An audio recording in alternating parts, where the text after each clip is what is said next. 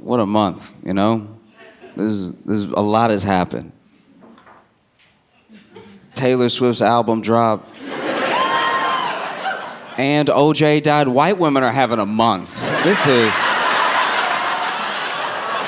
Wow, this month is for you specific. The two best things that could happen happened for you. Wow. You'd think this month was really named after a white woman named April. Like, incredible. Nah, Taylor Swift is breaking so many records. Like, I'm sure she's breaking them now as I'm speaking. She released her album, it hits 300 million streams in the first 12 hours. It's like, never happened before, ever. And people are freaking out about reading into the lyrics of every song. There's like scavenger hunts, there's everything. And this is the thing for me with Taylor. A lot of people trash Taylor, and I don't know, I don't get it. If somebody likes something, let them have it. Do you know what I mean? Like, it brings people joy. It's not hurting anybody, except maybe Taylor's exes. Like, it's hurting nobody. Like, people are having a good time and stuff. If anything, I hope it makes the world a bit more compassionate, you know? There are a lot of people that like Taylor, and the people that don't get it. But I hope that the people that like Taylor will be able to give some grace, because I think that Taylor Swift, she does for her fans what wrestling does for dudes. Do you know what I mean? Like, because if you're not a wrestling fan, you're like, what are they even doing? Why are they moving all stupid? It's just... But if you get it, you're in it. And you're like, you just don't get it. You weren't there, you know? But they're very similar, you know? If you don't like it, you don't get it. And you're like, who likes this? And it turns out the answer to both is millions of people.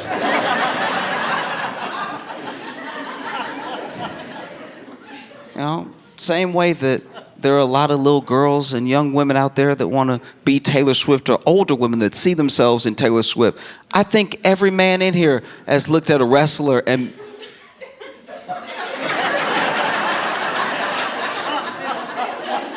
Every man in here has watched some wrestling at some point and then walked away like, I wish somebody would f*** with me. Like, I wish... I would just... There are people that listen to Taylor Swift songs and feel it, like truly feel, like in their bones, you can tell they feel the song. It speaks to them in a deep way, and they've never been in a relationship at all. Like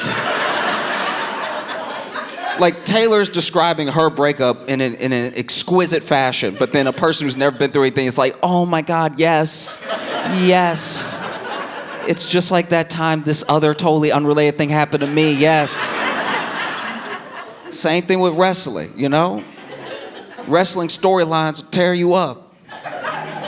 You know? Like when a wrestler turns heel and he turns on all his friends. Guys watch that, we're like, just like Greg.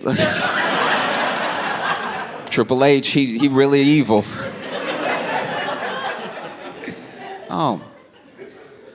I didn't grow up with money. I think it's funny when people make a lot of money and they're known as new money, you know? And people how they feel how they feel about it. You know, like a lot of athletes are new money, a lot of entertainers are new money and everything. But nobody ever talks about new poor.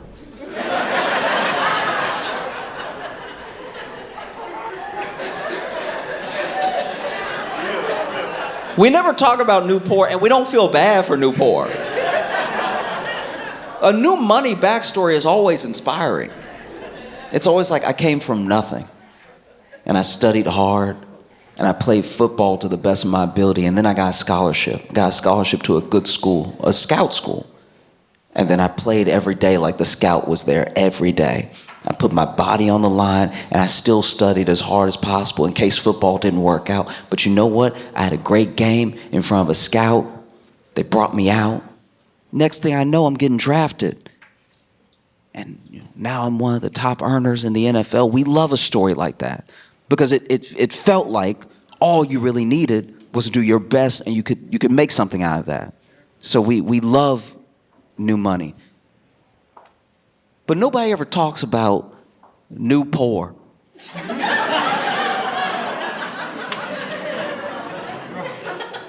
Not only do we not talk about new poor, we don't really feel bad for new poor.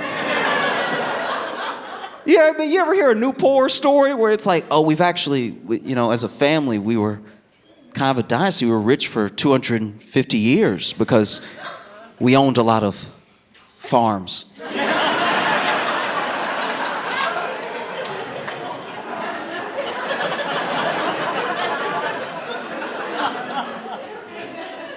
Yeah, we owned a lot of farms, and we were big in tobacco, and so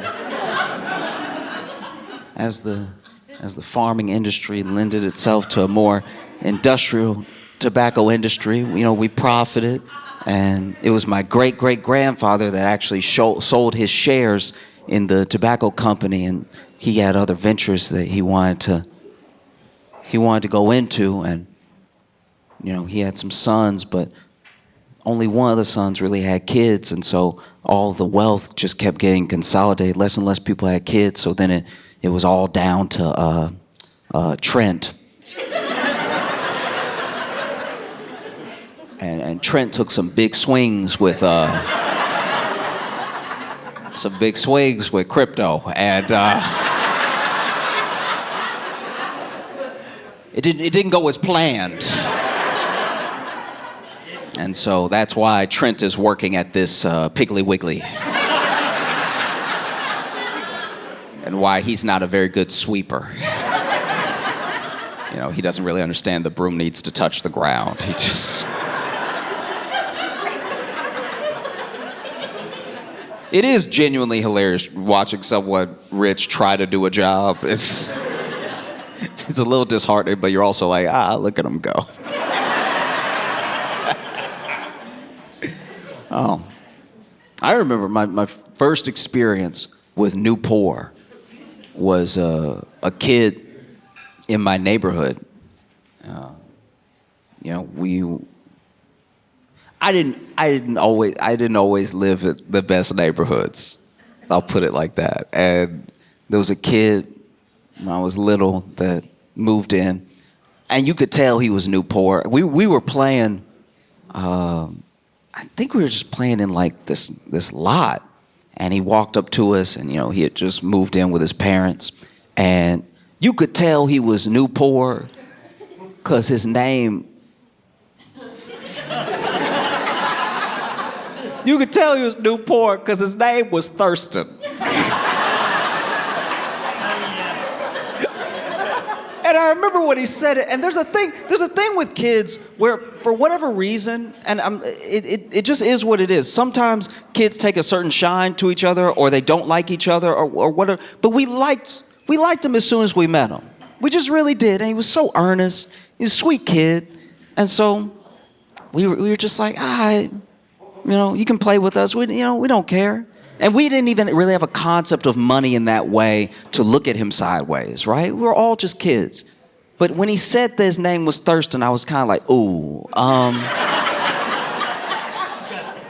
That's the most punchable name I've ever heard in my life. So, look, I tell you what, we gonna call you 30.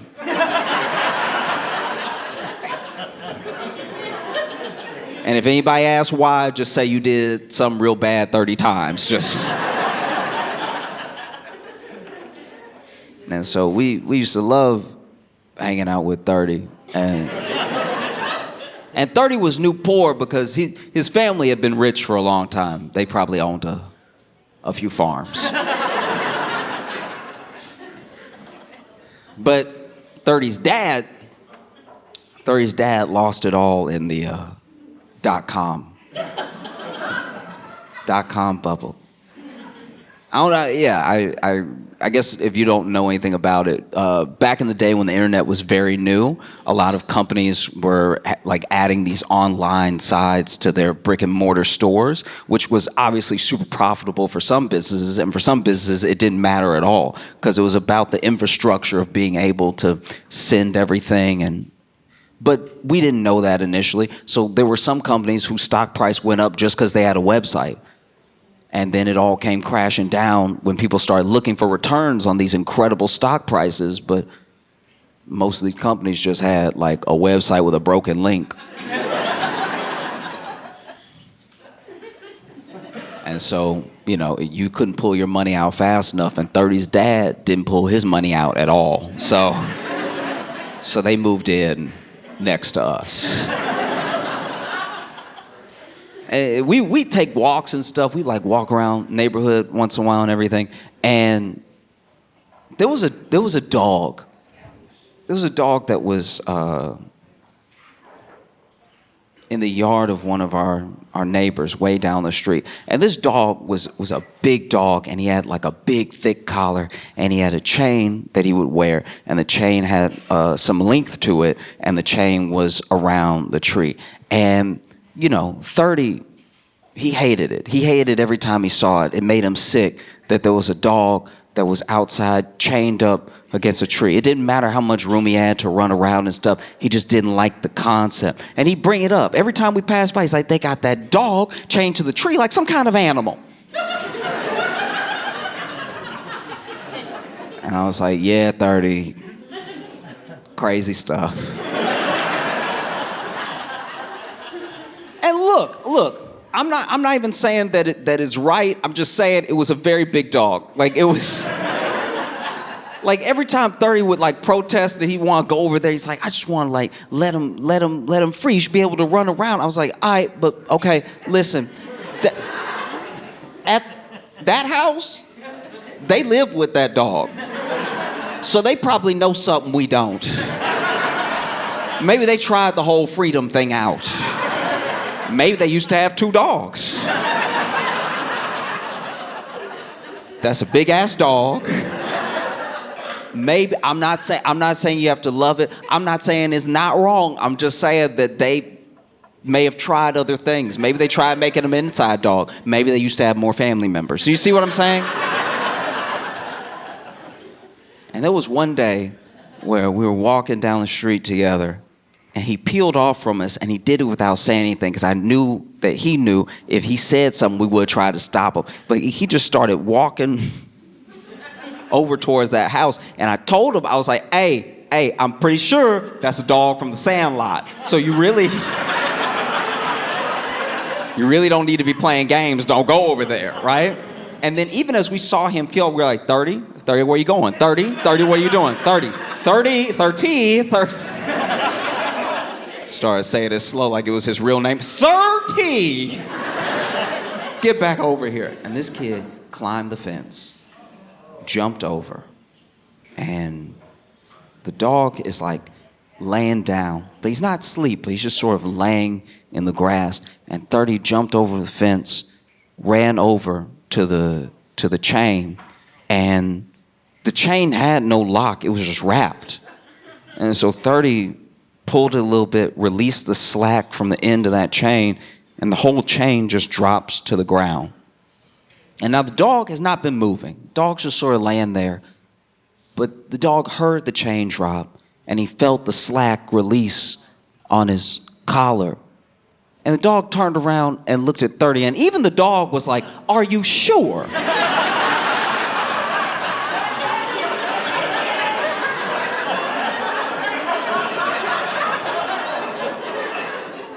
You must be new poor.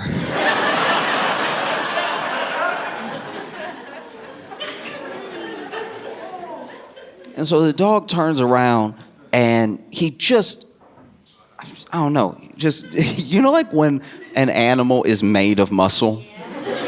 When they just have like phenomenal National Geographic level power. This dog whipped around and just started charging at 30, right? Now 30, in his very sweet mind, he thinks that this dog is bounding towards him for a hug. And so he actually starts to bend down and open his arms.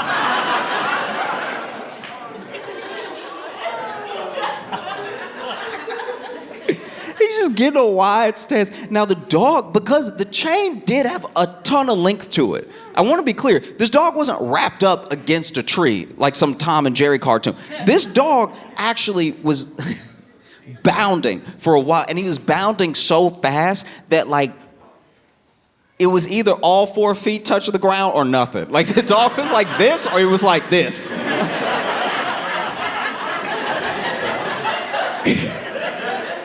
I've never seen a dog float like that. Like the dog is coming at him like a bullet. And from where we were standing, by the way, all of us had been yelling run. We've been yelling run since we saw that the chain had no lock on it. And so then you see Larry, just arms open, but even he started to be like,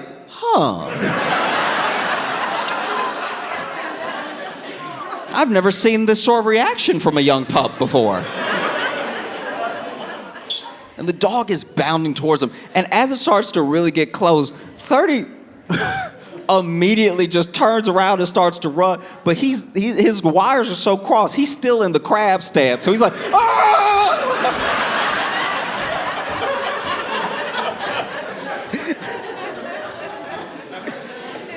And he grabs the fence and he climbs up the fence. He climbs up the fence so fast that he doesn't even try to get over the other side. He just slams to the ground on the other side. And he gets up and he dusts himself off. And he walks up to us. And I'm like, I told you that was the dog from the Sandlot. Why would you go over there? It's your new poor ass.